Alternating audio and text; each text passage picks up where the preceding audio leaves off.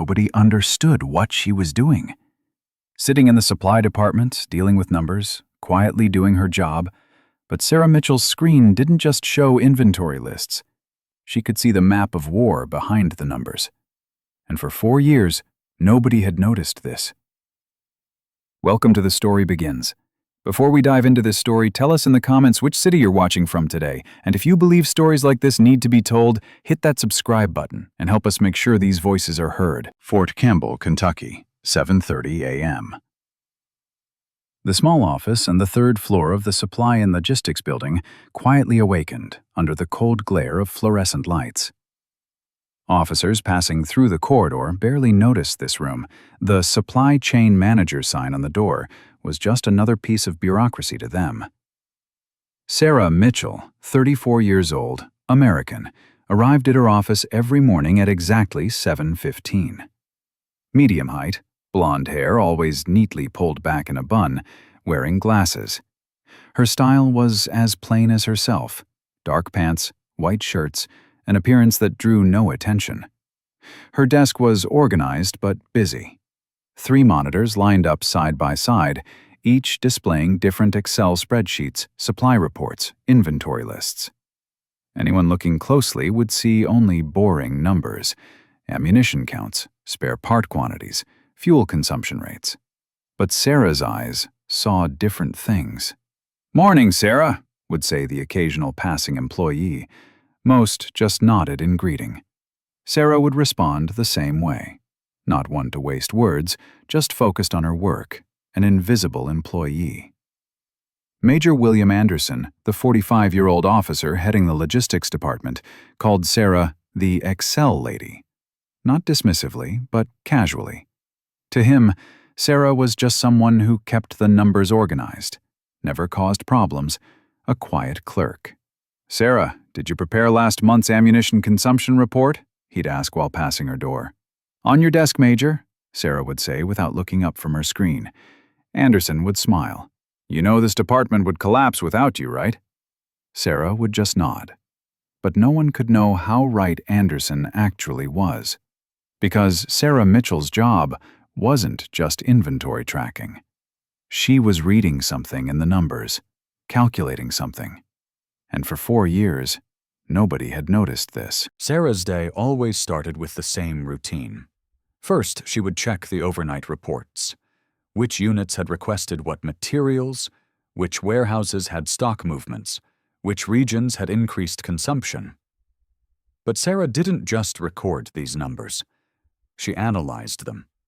For instance, the 3rd Brigade's ammunition requests had increased by 23% over the past 2 weeks. A normal clerk would just record this and check stocks. Sarah asked, why? When compared to the same period last year, this increase didn't match normal training cycles. Weather conditions weren't preventing training either. So this increase in demand must have another reason. During the same period, the 3rd Brigade's medical supply requests had also increased, only 8%, but it had increased. And fuel consumption. Fuel consumption was up 15%. Sarah was connecting these numbers in her mind. Ammunition demand increase plus medical supply increase plus fuel consumption increase equals more intensive operational preparation. "They're preparing," she would murmur to herself.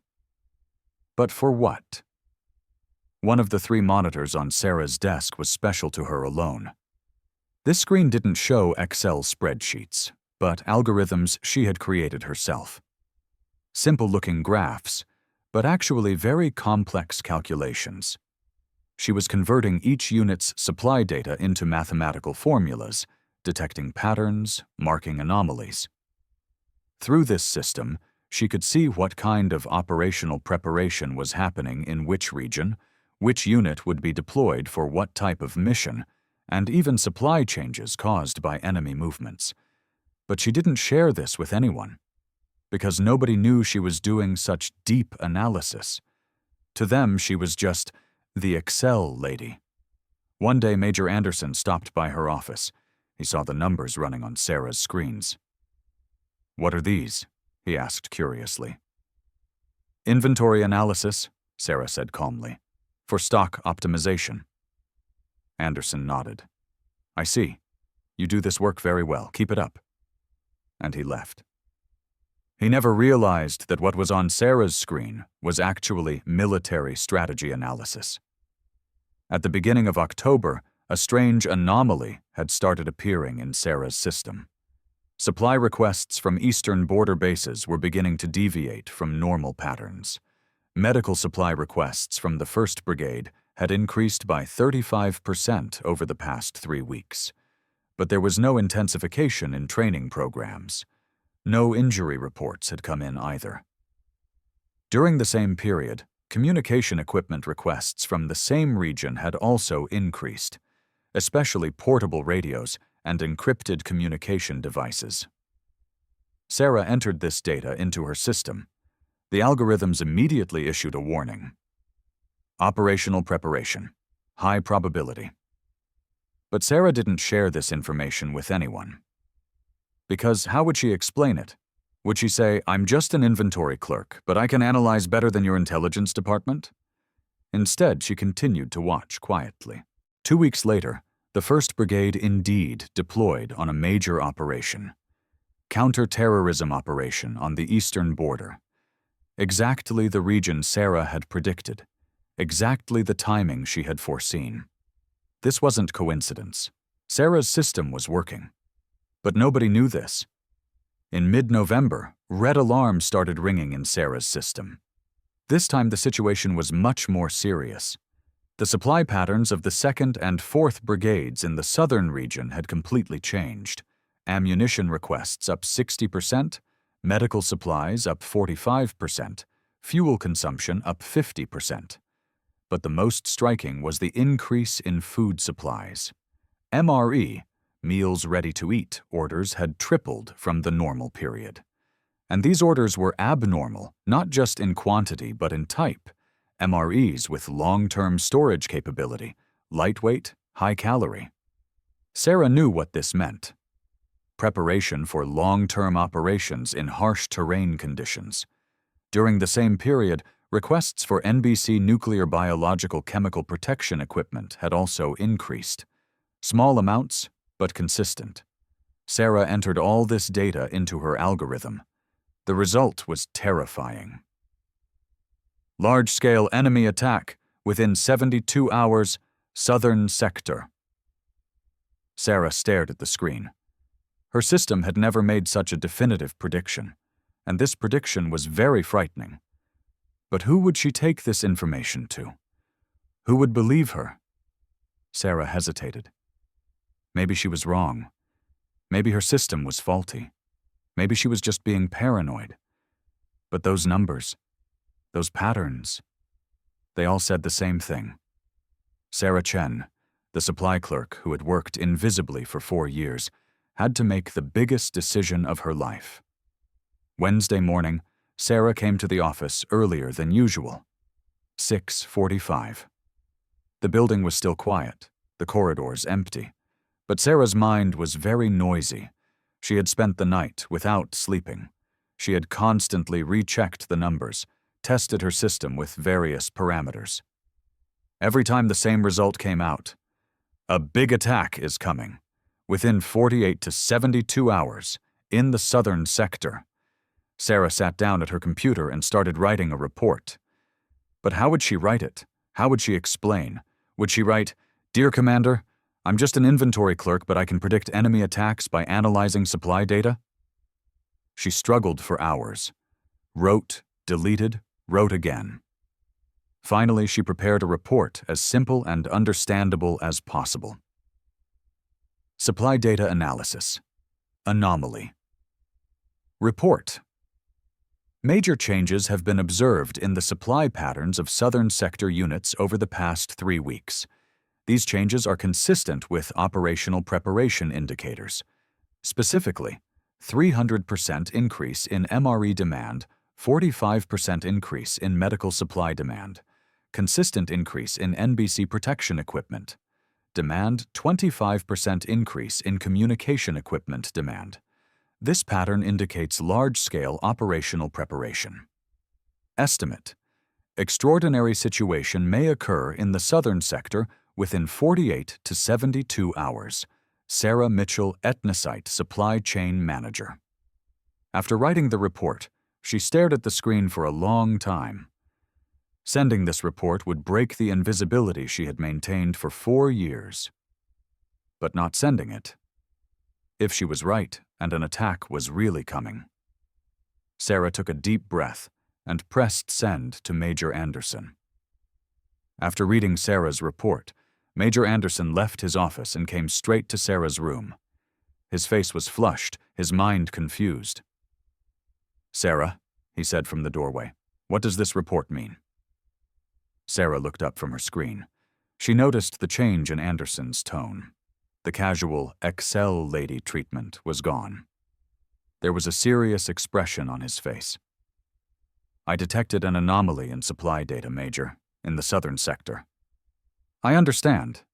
But these predictions, large-scale operational preparation, extraordinary situation within 48 to 72 hours. How can you speak so definitively?" Sarah hesitated. It was time to tell the truth. "Major, I don't just do inventory tracking. For the past 4 years, I've been analyzing supply data. I've developed mathematical models. These models can predict operational intentions from military units' supply patterns." Anderson looked at Sarah as if seeing her for the first time. "What do you mean? You're doing intelligence analysis?" "In a way, but through supply data." Anderson entered the office, closed the door. "Sarah, this is a serious matter. Why didn't you tell me this before?" "Because nobody would believe me. I'm just an inventory clerk." But this ability, this system, did you show this to the intelligence department?" "No." "Why?" Sarah adjusted her glasses. "Major, I've been here for 4 years. Nobody has talked to me about serious military matters. I'm just seen as someone who enters numbers in Excel. I used my own time, my own resources to develop this system, because I'm genuinely passionate about this work." Anderson's eyes widened. "Sarah, this is incredible. Why are you so good at these subjects?" Sarah smiled shyly. "I studied mathematics at MIT. My doctoral thesis was strategic analysis of logistics data, but I chose to leave academic career and come to the Army." "Math doctorate at MIT, Why did you never mention this?" "Because nobody asked." Major Anderson forwarded Sarah's report to Colonel Harrison within 15 minutes. After reading the report, the colonel also called Sarah to his office. Sarah was entering the commander's office for the first time. Colonel Harrison, in his 50s, gray-haired, an experienced officer. As he looked at Sarah, there was both amazement and curiosity in his eyes. "Ms. Chen," he said politely, "please sit." Sarah sat down, her hands trembling slightly. "Did you write this report?" "Yes, Colonel." "And how confident are you in the accuracy of these predictions?" Sarah took a deep breath. "Colonel, my system has been working with 87% accuracy for the past 2 years. This time the signal it's giving is very strong. Something big is coming." Colonel Harrison read the report again. "Ms. Chen, I checked your background. You have a mathematics doctorate from MIT. Why didn't you use these abilities before?" "Nobody expected this from me, Colonel. I was just seen as an inventory clerk." The colonel stood up, walked toward the window. "Ms. Chen, I have to make a big decision right now. If your analysis is correct, thousands of our soldiers' lives are in danger. If it's wrong, I'll be declaring an alert unnecessarily." Sarah also stood up. "Colonel, I've been developing this system for 4 years. I analyze dozens of parameters every day. The signal I'm getting this time is very clear. Please trust me." Colonel Harrison looked at Sarah for a long time. The determination he saw in this quiet, bespectacled woman had impressed him. "All right," he said finally. "I'm declaring alert status in the southern sector. If you're wrong..." I won't be wrong, Sarah said with certainty. 48 hours later, exactly when Sarah had predicted, a major attack occurred in the southern sector. A 200-person terrorist group launched a coordinated attack, but American forces were ready. Thanks to Sarah's warning, all units in the region were on alert. The attack lasted 6 hours, but because American forces were completely prepared, casualties were kept to a minimum. Only 3 wounded, no deaths. The next day, when Sarah came to her office, she faced a big shock. There were dozens of officers in the corridor. Colonel Harrison, Major Anderson, captains from the intelligence department, even someone with general rank. They were all waiting for Sarah. When Colonel Harrison saw Sarah, he stood up. "Miss Chen, can we talk with you?" Since Sarah's office couldn't accommodate so many people, they moved to the conference room. Sarah sat at one end of the table, facing the Army's senior command staff. General Morrison, regional commander, was the first to speak. "Miss Chen, your prediction of last night's events. This is an extraordinary success.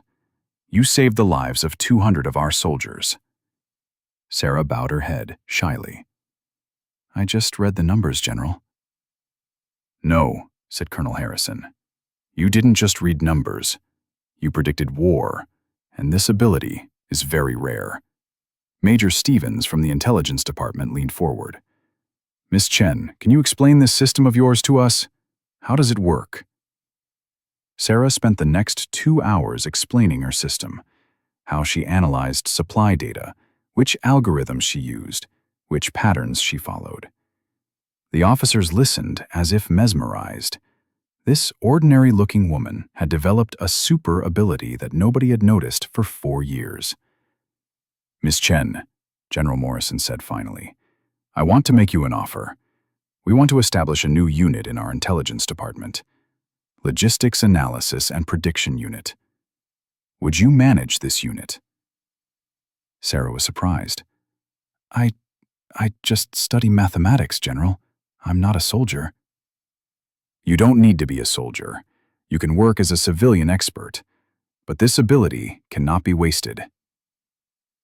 Sarah thought. The work she had been doing quietly for 4 years was now being officially recognized. "I accept," she said. 6 months later, Sarah Chen was now one of the most important names at Fort Campbell. She was heading the Logistics Analysis and Prediction Unit. She had an 8-person team: mathematicians, statisticians, data analysis experts. Her new office was next to the supply department, but much larger and technologically equipped. A 6-monitor workstation, constantly updated databases, real-time analysis systems. But most importantly, nobody saw her as just the Excel lady anymore. General Morrison visited her once a week. "Miss Chen, what are your predictions this week?" Sarah was now analyzing supply data not just for her own base, but for the entire region. She was predicting enemy movements, attack plans, logistics weaknesses, and her system was constantly improving. It had now reached a 92% accuracy rate. One day, Major Anderson came to visit her old office. "Sarah, we missed you. The supply department is a bit disorganized without you." Sarah smiled. "Major, I'm still the same Sarah. It's just that now everyone knows what I do." "Yes, but you always had these abilities. We just couldn't notice." "What matters is that you notice now." Major Anderson looked around Sarah's new office. "Something comes to mind, Sarah. When you were developing this system, didn't you get help from anyone? Didn't anyone else support you in these matters?" Sarah thought for a moment. "Actually, there is. Dr. Emily Rodriguez, artificial intelligence professor at Stanford. She was my advisor at MIT. We still email. I get her ideas for some algorithms." "Is she also interested in military matters?" "No, she works on general data analysis. But mathematics is universal, Major. Whether it's stock market analysis or military prediction, the underlying logic is the same." Anderson nodded. "Incredible. You really are a very special person, Sarah." 1 year later came the biggest test of Sarah's unit. Intelligence reports from the Pentagon were giving conflicting signals. Some said a major attack was approaching. Others claimed the situation was normal. General Morrison called Sarah. "Sarah, did you see the reports from the Pentagon?" "Yes, General. Very confusing." "What does your analysis say?" Sarah took a deep breath. "General, my system is showing something very different. The attack threat in Pentagon's reports isn't real. But there's something else." "What do you mean?" "The data shows that the real threat is in the eastern sector. And this isn't just an attack. It's a large-scale sabotage operation. The target is our main supply center." General Morrison was surprised. "Supply center? Pentagon says nothing about this." "Pentagon uses traditional intelligence methods, General. My system reads from logistics data. And this data is very clear. Someone is trying to disrupt our supply chain." "What kind of data?" Sarah turned her screen toward the general. "Look, over the past 3 months, there have been strange movements among civilian contractors in the eastern sector, especially among those working in our supply center." There were complex graphs on the screen. "These personnel's working hours have changed. People who normally work only day shifts have started staying nights too, and some materials loss reports have increased." "Loss reports?" "Yes, small amounts, at levels that wouldn't draw attention, but systematic, especially explosive materials and electronic components." General Morrison listened carefully to Sarah's analysis. "Sarah, if you're right, this is very serious. But you're contradicting Pentagon's reports." "General, my system has been working with 92% accuracy for 2 years. Pentagon's traditional intelligence methods can sometimes miss the big picture." The general thought. "All right. I'm increasing security measures in the eastern sector. But, Sarah, if you're wrong..." "I won't be wrong, General." 48 hours later, Sarah was proven right. 6 civilian contractors working in the eastern sector were caught trying to sabotage the main supply center. Their plan was exactly as Sarah had predicted: disrupt the supply chain, reduce operational capacity. After this incident, Sarah's fame reached all the way to the Pentagon. 2 years later, Sarah Chen was now a name known not just by Fort Campbell, but by the entire Army. She had pioneered the field of logistics intelligence. The system she developed was now being used at many bases. The analysis method known as the Chen system at the Pentagon had become an indispensable part of military logistics planning. But Sarah was still the same Sarah. Modest, hard-working, focused on details. One day, General Morrison came to visit her. "Sarah, I want to ask you something. With all these abilities, why did you stay silent for 4 years? Why didn't you show yourself?" Sarah smiled. "General, sometimes the greatest power isn't the power that shows. Because nobody took me seriously, I had the chance to discover my real potential. If I had walked around saying, 'I'm a math doctorate from MIT' from day one, maybe I wouldn't have had the opportunity to develop this system. Being invisible is sometimes the greatest advantage." General Morrison nodded thoughtfully. "You're right, Sarah. But you're not invisible anymore." "No, I'm not anymore. But that's not a problem either, because now everyone knows the value of what I do." After General Morrison left her office, Sarah returned to her screens. She had detected a new anomaly, this time in the western sector. Small signals, but her system was designed to read these small signals. Sarah Chen, the supply clerk, formerly known only as the Excel Lady, had now become the American Army's most valuable analyst. But most importantly, nobody acted like they didn't understand what she was doing anymore, because she was one of the rare people who could see the map of war behind the numbers. And now this ability was recognized, appreciated, and most importantly, being used. 3 years later, Sarah Chen's story was being taught as a case study in military academies. It was a classic example in hidden talent discovery and logistics intelligence courses. Her office at Fort Campbell now bore the name Chen Analysis Center. A 25-person team worked here. Mathematicians, statisticians, data scientists, military analysts. The system Sarah had developed had become so effective that it now not only predicted enemy attacks, but also suggested the most effective intervention strategies. One day, a young lieutenant came to Sarah, newly graduated, bright-eyed, enthusiastic. "Ma'am," she said, "I'm Lieutenant Jennifer Park. I'm newly assigned to your system. I'm a computer engineering graduate from MIT. I admire you very much." Sarah smiled. She saw something of herself in this young officer. "Welcome, Jennifer. Let me tell you something. In this job, diploma or rank doesn't matter. What matters is being able to listen to the numbers, because numbers always tell the truth. You just need to have the ear to understand them." "I understand, ma'am. I also prefer to stay invisible like you. Work quietly, make big discoveries." Sarah laughed. "No, Jennifer. Don't make my mistake. Don't try to hide your abilities. If you know something, if you have a talent, show it immediately. Because invisible heroes may seem romantic in this world, but visible heroes save more lives in real life." Lieutenant Park nodded thoughtfully. "But, ma'am, you stayed invisible for 4 years." "Yes? And have you ever thought about how many opportunities I missed during that time? How many lives I could have saved? I was lucky. I was able to give the right warning at the right time. But if I had had the courage to show this system one day earlier, maybe I could have saved many more people's lives." Sarah turns to her screen, checking new anomalies. "Jennifer, the most important lesson you'll learn in this job is this.